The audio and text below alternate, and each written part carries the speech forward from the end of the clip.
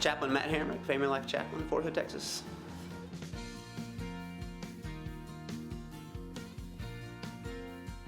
I think this is one of the most important issues for a marriage and family therapist, simply because we don't live in a society with just one type of person. I don't think that society actually exists anywhere. And especially in America, it's known as the melting pot for a reason, because we're a nation that has countless differences in our people, from ethnicity, skin color, socioeconomic status, background, even country of origin. There are just so many differences, and if a therapist comes into the counseling room with a preconceived notion that everyone is just like them and that the solution to everyone's problem would be the solution to their problem, they're going to be way off track, and they're going to do much more harm than good. So I think therapists need to be honest about their own biases and prejudices, because I think we all have them. I mean, we're all biased in one way or another, and that's not necessarily bad. I think it's bad if we don't acknowledge them and we don't dive deep into them and why we have them and what they are.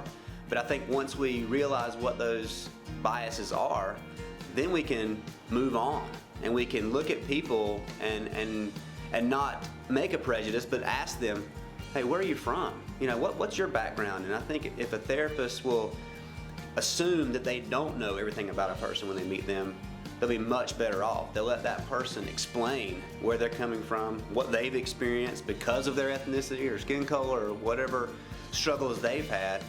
That will give the therapist a much more empathy with their client, and enable them to truly help that client out.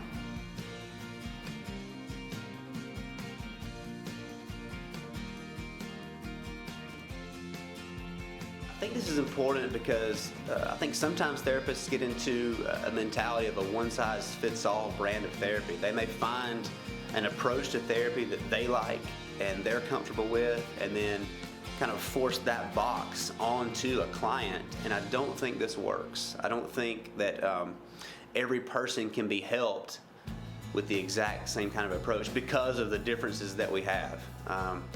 And I think when we get in that mode, it just does not help the client. And again, I go back to the biases that we have. We're all biased to some degree. It's just human nature, and so I think once we own that and really understand where we're coming from, and then and just be quiet long enough to let the client tell us where they're coming from, that's why this sensitivity is so important. And I think a lot of times we just take it for granted, because we maybe spend our free time with people that are just like us. We get to thinking that everyone is just like us, and it's just not the case.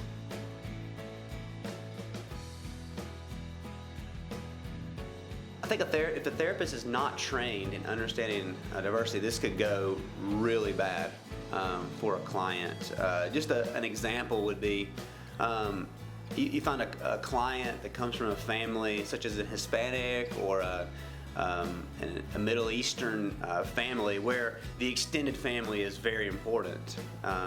If you advise that client to shut that family out, maybe there are some boundary issues that are legitimate, but you advise the client to close themselves off from their extended family, this could be very detrimental to this client because of their culture, because they are just not capable of doing that, because that's not the way that they were brought up, and it's not helpful for them because their support system is found in that extended family. So if a therapist doesn't understand the background of these ethnicities and countries of origin, that kind of thing, it could be very detrimental. We can make assumptions that well, your family is encroaching on you, they don't have good boundaries, you need to stay away from them.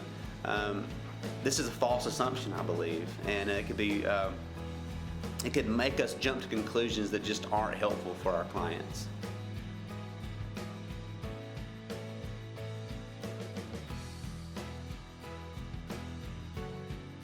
Okay, so I think this is a little easier for me being an Army chaplain than a therapist in the civilian world. So being an Army chaplain has allowed me to experience all kinds of people, and I'm a much better person for it. So I grew up in the South, and I had a worldview from the South, and I still carry that worldview. In my previous life, working in a church, I didn't come across a lot of different denominations, a lot of different kinds of faiths. But in the Army, in a pluralistic religious society, I have friends that are Orthodox priests, Anglican priests, Catholic priests, Lutherans, any kind of denomination.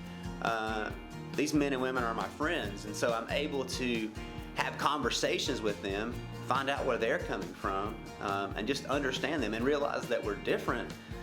But that's good.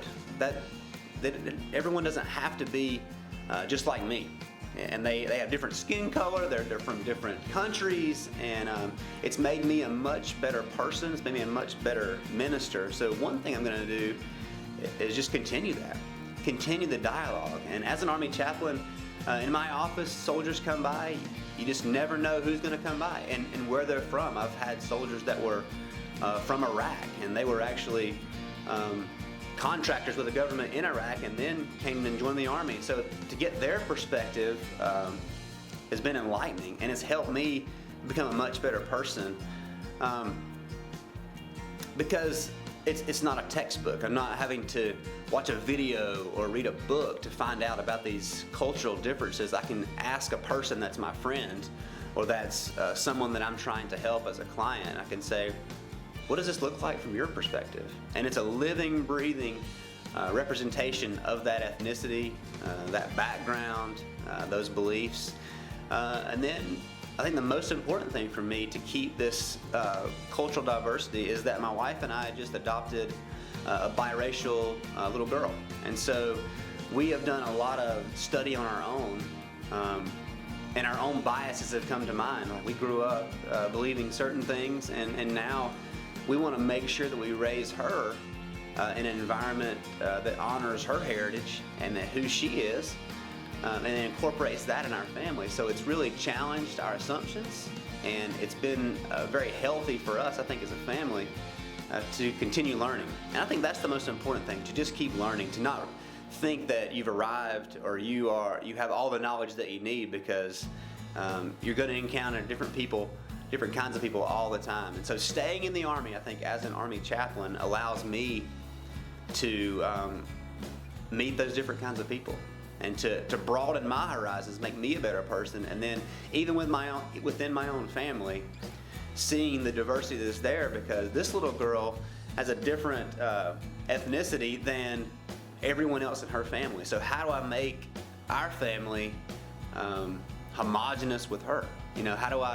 How do we make sure that she's included and doesn't feel left out at all because of the tone of her skin and who her biological parents are? So this really hits home for me at this point in our life, and I can really see the importance of continuing to learn, continuing to do all that I can to be open and to be true to who I am as a person, but be willing to say that I don't have it all figured out and that I do have some biases. And just recognize what they are, and then learn from them and move on from there.